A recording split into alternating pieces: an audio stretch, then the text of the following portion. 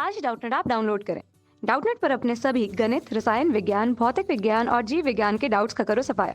बस प्रश्न की फोटो खींचो, एक ही प्रश्न को क्रॉप करो और तुरंत वीडियो सोल्यूशन पाओ। अभी डाउनलोड करें।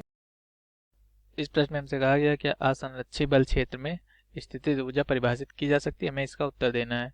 तो हमें ध्यान रखिए, जो बल क्षेत्र है वो असंरक्षित बल क्षेत्र होता है। तो हम असंरक्षित बल क्या होता है? असंरक्षित बल वे बल होते हैं जिनके द्वारा किया गया कार्य को हम वापस प्राप्त नहीं कर सकते हैं। जैसे कि घर्षण बल। घर्षण बल क्या करता है? घर्षण बल जब लगता है किसी वस्तु पर, मान लीजिए कोई वस्तु है, जब ये आगे बढ़ रही होगी v वेग से, तो इस पे पीछे की तरफ एक घर्षण बल लग रहा होगा। और घर्षण बल के कारण जो हानि होती है वो वातावरण में ऊष्मा के रूप में चली जाती है। तो घर्षण बल से जितनी भी ऊर्जा की हानि हो जाती है वो हम वापस नहीं प्राप्त कर सकते हैं।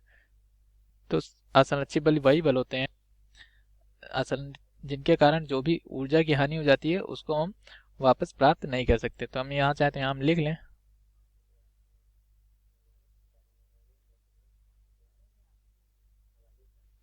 जी। हाँ, किया गया कार्य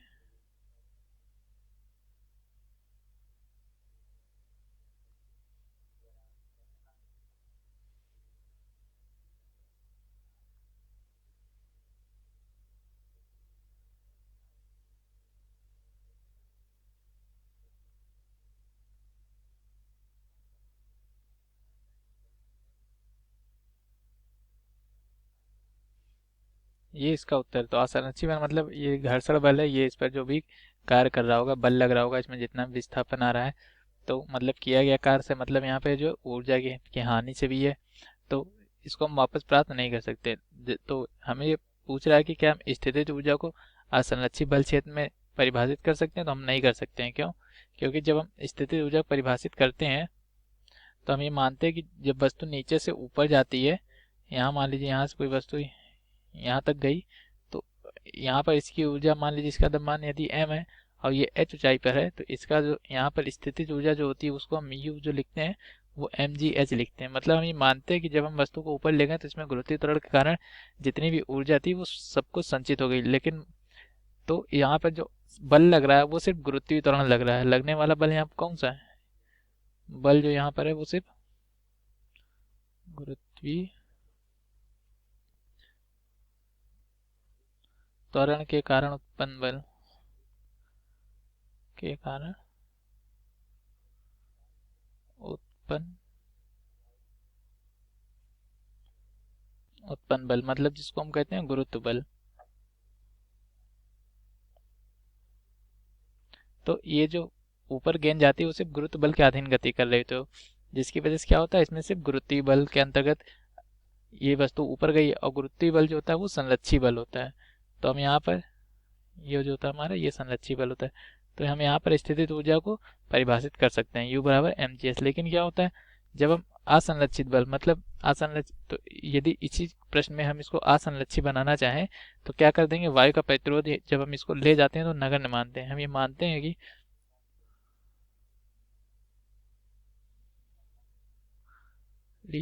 परिकल्पना रहती है,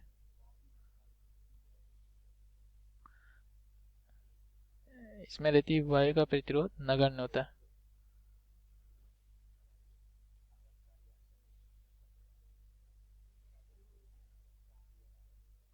इसमें हमने ये माना कि वायु का प्रतिरोध नगण्य, ये हमारी परिकल्पना रहती है, तभी ये संरक्षित बल। लेकिन जब वायु का प्रतिरोध नगण्य नहीं रहेगा तब क्या होगा? तब जो होगा, जब हम गेंद को ऊपर ले जाएंगे यहाँ, तो जिसको जब हम ऊपर ले जा रहे होंगे तो वायु जो है इस गेंद पर बल लगा रही होंगी, श्यान बल लगा रही होंगी, जो कि एक तरह घर्षण बल ही होता है। तो श्यान बल के कारण क्या हो रहा होगा, इसमें कुछ ना कुछ ऊर्जा की हानि हो रही होगी, तब ये एक असंरक्षित बल हो जाएगा। क्योंकि जो ऊर्जा की हानि वायु के घर्षण द्वारा हो जाएगी उसको हम किसी भी विधि द्वारा दोबारा प्राप्त नहीं कर सकते, क्योंकि वायु के श्यान बल के कारण जो गेंद पे लग रहा होगा इसमें जो है कुछ ना कुछ घर्षण उत्पन्न कर रहा होगा, जो कि नीचे की तरफ होगा, क्योंकि गेंद को हम ऊपर ले जा रहे हैं। इससे कुछ ऊष्मा उत्पन्न हो रही होगी जो कि वातावरण में चली जाएगी। तो ये हमारा क्या होगा, ये जो इतनी ऊष्मा उत्पन्न हुई ये खत्म हो जाएगी। तो जब वायु का प्रतिरोध नगण्य नहीं रहेगा,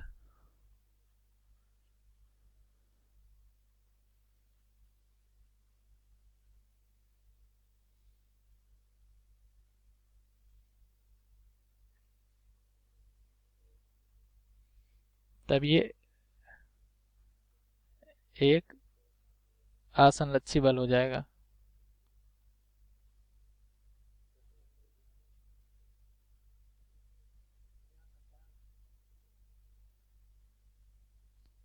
और जब ये असंरक्षी बल हो जाएगा तब क्या होगा, तब इसमें ये होगा कि अब ये असंरक्षी बल हो गया तो इसमें हम स्थितिज ऊर्जा नहीं बता सकते, हम ये यहाँ पे नहीं लिख सकते हैं कि इसकी स्थितिज ऊर्जा U बराबर mgh है। ये हम नहीं लिख सकते हैं, क्यों? क्योंकि जब ऊपर जा रहा होगा तो mgh जितना कार्य तो हमें करना ही पड़ेगा, उसके अलावा हमें उतना कार्य और करना पड़ेगा जो वायु का प्रतिरोध इस पर लग रहा होगा। यहाँ से इसके ऊपर वायु आ रही होगी तो ये इस पे कुछ ना कुछ प्रतिरोध लगा रही है, तो हमें इस प्रतिरोध के विरुद्ध भी कार्य करना पड़ेगा। तो हमारे यहाँ पे जो स्थितिज ऊर्जा होगी वो होगी हमारी U बराबर mgh प्लस वायु के प्रतिरोध बल द्वारा किया कार्य।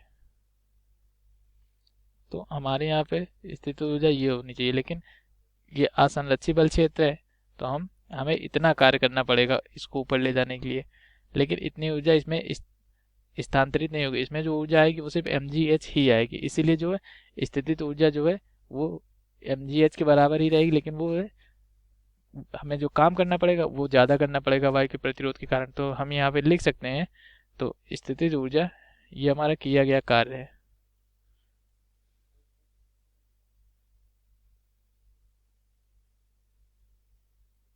इसको हम W दिखाते हैं, U से नहीं। तो ये हमें ऊपर ले जाने में इतना कार्य करना पड़ेगा, तो हम यहाँ पे लिख सकते हैं कि स्थितिज ऊर्जा असंरक्षी बल क्षेत्र में परिभाषित नहीं है।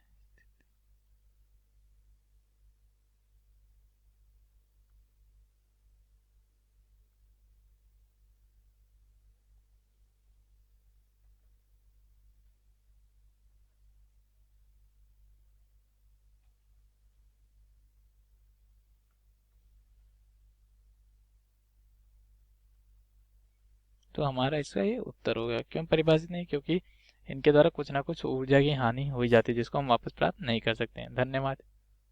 कक्षा 6ठी से 12वीं से लेकर नीट, IIT, JEE वो एडवांस के लेवल तक 1 करोड़ से ज्यादा छात्रों का भरोसा।